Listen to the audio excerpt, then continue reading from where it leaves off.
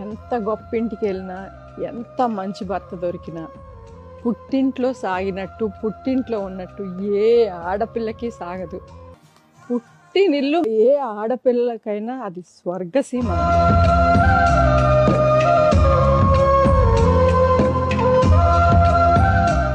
కానీ మా డాడీ ఎప్పుడు చెప్తారు, ఫస్ట్ నీ రెస్పాన్సిబిలిటీ అది నాన్న.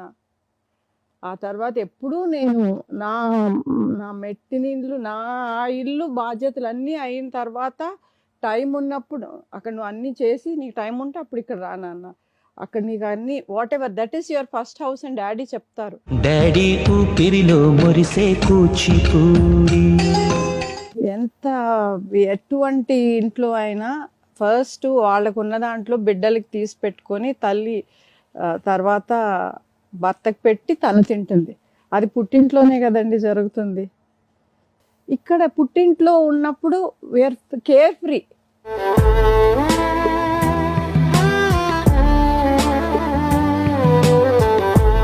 బృందా గారు, మీరు ఎలా ఫీల్ అయ్యారు పెళ్ళి అప్పగింతలై?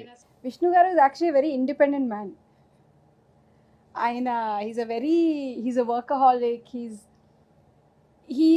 When it comes to domestic, he's very less demanding. He's not very demanding. ఆయనకి ఏంటంటే ఇంకొక గుడ్ సైడ్ ఏంటంటే విష్ణు గారును నాన్నగారు are like friends, like best friends.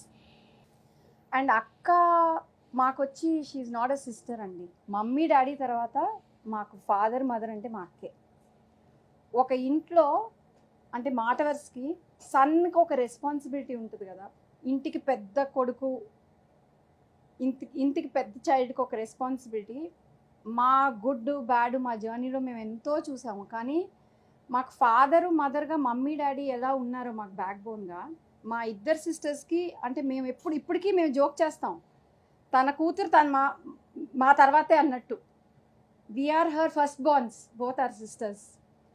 So she fulfilled her responsibility like a son in the family అండి. So తను ఆ achievement చేసిన మూమెంటు మా డాడీకి ఒక రికగ్నిషన్, అది he is able to enjoy that. అంటే I was very happy for him.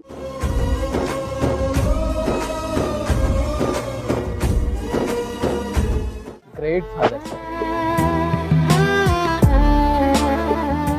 ఎవరి పిల్లలైనా కానీ ఈ స్థాయికి రావాలని కోరుకుంటాం, కానీ ఫస్ట్ రూట్స్ ఇంపార్టెంట్ కదా.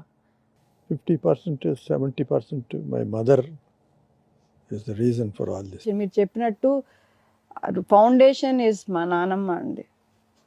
ఆవిడని పెట్టే మేమందరము. అది నిజం చెప్పుకోవాలి కదా.